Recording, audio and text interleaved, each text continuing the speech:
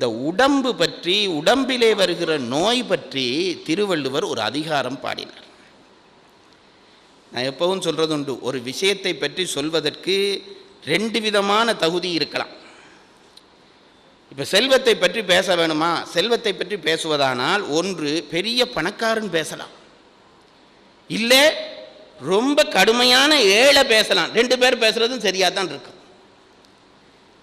இப்போ மருந்து பற்றி பேசுறதா என்றால் ரொம்ப ஆரோக்கியமான ஒருத்தர் பேசலாம், இல்லாவிட்டால் என்னை போல ஒரு நோயாளி பேசலாம். 2ம் சரி.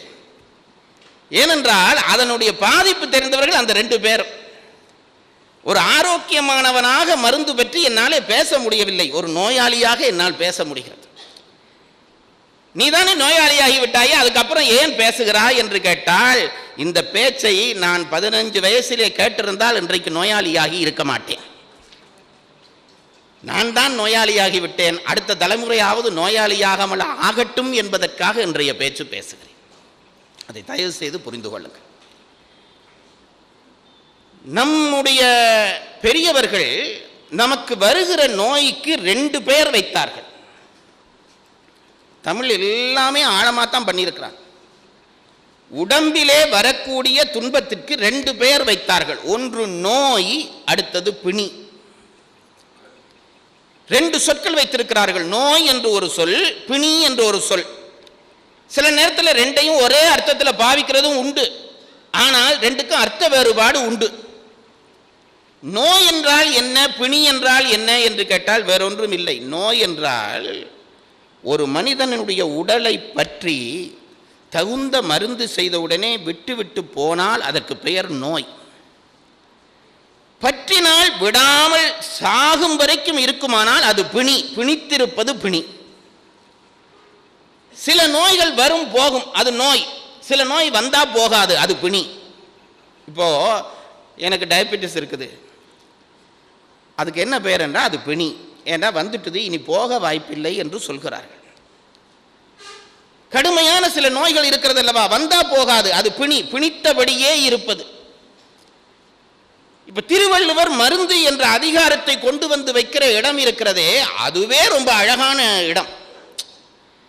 நேற்று ஒரு தம்பி இங்க உட்கார்ந்துருப்பாருன்னு நினைக்கிறேன், என்ன கேட்டார், மருந்து என்று திருவள்ளுவர் ஒரு அதிகாரம் வச்சிருக்காரு, ஏதாவது ஒரு மெடிசின் பெயர் சொல்லி இருக்கிறாரா என்று கேட்டார். டெட்ராசைக்ளின், அம்பஸ்லின், ஏதாவது ஒரு பெயர் உங்கள் திருவள்ளுவரில் இருக்கா ஐயான்னு கேட்குறார். கேள்வி சரி. நான் அவருக்கு சொன்னேன், இங்கே பதில் சொல்கிறேன். அப்போ தானே அவர் இன்றைக்கி வருவார். நான் சொன்ன பதில் அது பதில் வேற ஒன்றும் இல்லைங்க. மெடிசின் என்கின்ற ஆங்கில வார்த்தைக்கு 2 அர்த்தம். ஒன்று மருத்துவம் என்று ஒரு அர்த்தம், மருந்து என்று ஒரு அர்த்தம்.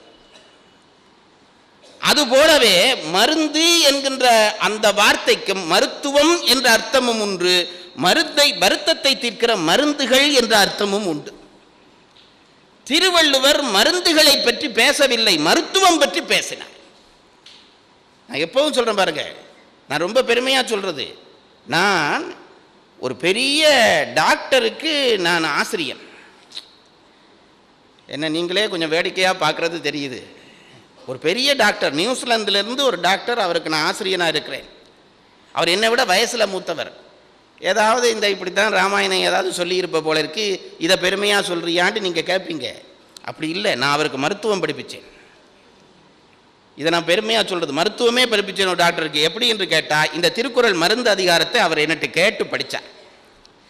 அப்போ மருத்துவம் தானே அவருக்கு நான் சொல்லி கொடுத்துருக்கேன்.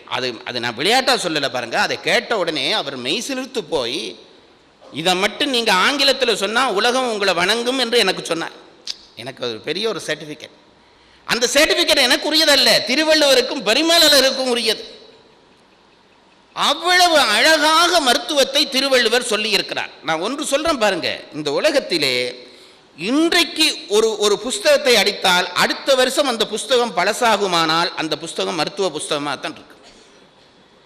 ஏனென்றால் ஒவ்வொரு நாளும் நோய்கள் பெருகி கொண்டிருக்கின்றன, நோய்களுக்கான மருந்துகள் பெருகி கொண்டிருக்கின்றன, புதிதாக அவை வருகிறபடியால் இந்த ஆண்டு பதிவான ஒரு மருத்துவ நூல் அடுத்த ஆண்டு செல்லாமல் போகிறது. அது புது மருந்து வந்து விடுகிறது. 2000 ஆண்டுகளுக்கு முன்பு மருந்து என்கின்ற ஒரு அதிகாரத்தை படைத்து இன்றைக்கும் அது செல்லும் என்று செய்ததுதான் திருவள்ளுவனுடைய வெற்றியின் வெற்றி. வேற எந்த நூலும் பண்ண முடியாது பாருங்க. மருத்துவம் பற்றி பேசுற நூல் அடுத்த நாளே அது மாறிவிடும். 2000 ஆண்டுக்கு முன்னே படித்தார். இன்றைக்கும் நீங்கள் ஒரு மருத்துவ மகாநாட்டிலே இந்த மருந்து என்ற அதிகாரம் பற்றி பேச முடியும். அவ்வளவு நுட்பம் பண்ணி இருக்கிறார்.